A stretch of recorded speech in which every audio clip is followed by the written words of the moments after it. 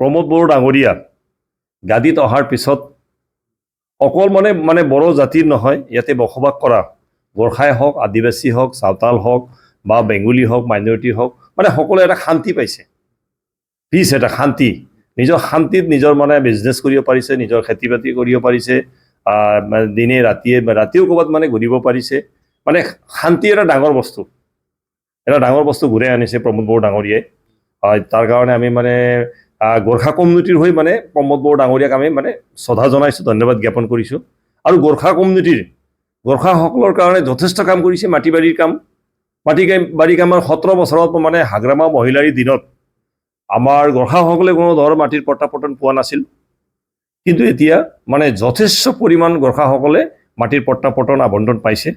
তাৰ কাৰণে আমি মানে গোৰ্খা কমিউনিটিৰ হৈ প্ৰমোদ বড়ো ডাঙৰীয়াক আমি ধন্যবাদ জ্ঞাপন কৰিছোঁ।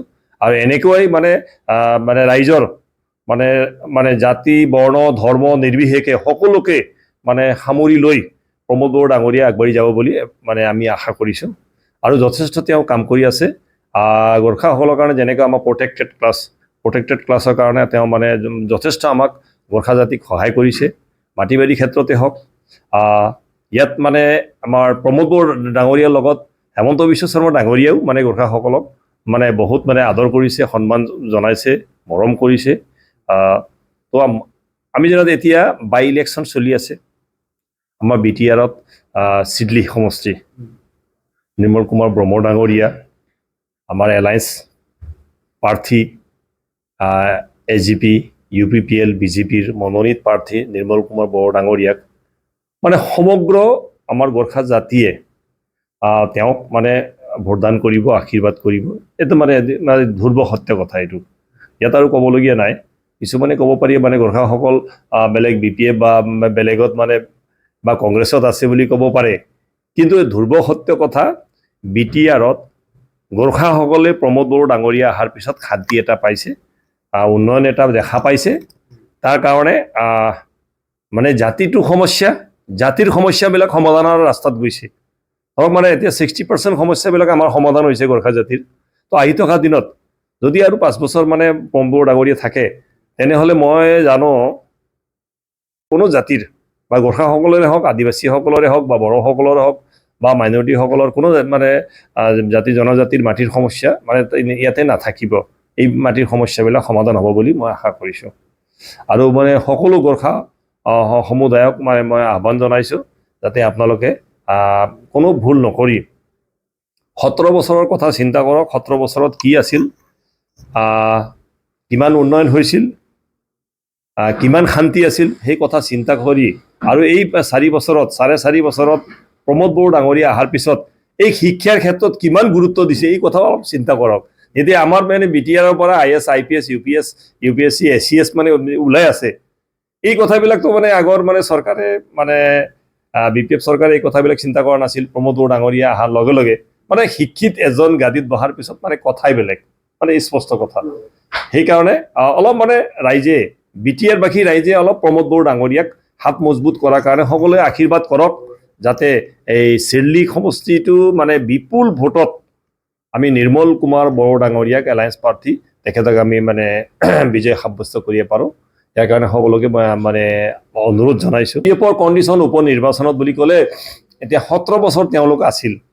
তেওঁলোকৰ দিনত বহুত ঠিকাদাৰ মানে সৃষ্টি কৰিছিল, বহুতে মানে লাভৱানো হৈছে।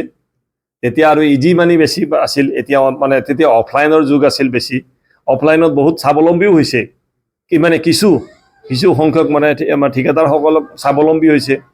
কিন্তু এতিয়া ৰাইজে বুজি পাইছে যে এজন ব্যক্তি ইণ্ডিভিজুৱেলি মানে উন্নতি হ'লে নহ'ব, ৰাইজৰ উন্নতি হ'ব লাগিব। শিক্ষা হ'লে মানে সকলো ৰাইজৰ হয়, ৰাস্তা হ'লে সকলো ৰাইজৰ হয়, মেডিকেল হ'লে সকলো ৰাইজৰ কাৰণে হয়। মানে এই দিশত কিন্তু প্ৰমোদ বড়ো ডাঙৰীয়াই গুৰুত্ব দিছে।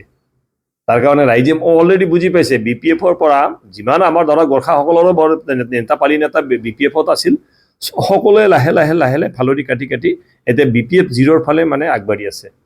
ইয়াতে ধৰক মানে এতিয়া BPF কংগ্ৰেছৰো প্ৰাৰ্থী আছে। অলপ চলপতো তেওঁলোকে মানে ইলেকশ্যন খেলাৰ পিছত অলপ চলপ ভোটটো পাবই, মানে যিমান যি হ'লেও তেওঁলোকৰ পৰিয়ালৰ ভোট পালেওতো মানে হ'ব।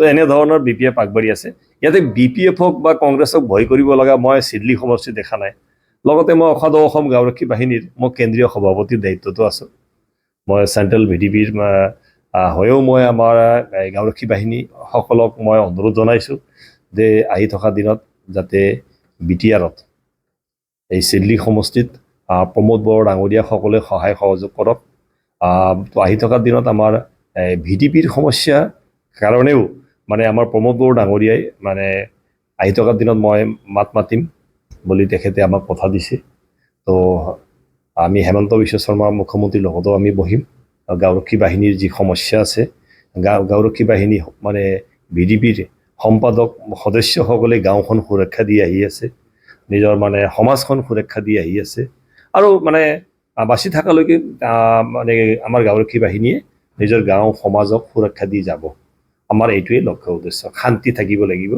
আৰু উন্নয়ন হ'ব লাগিব এইটোৱে ঠিক আছে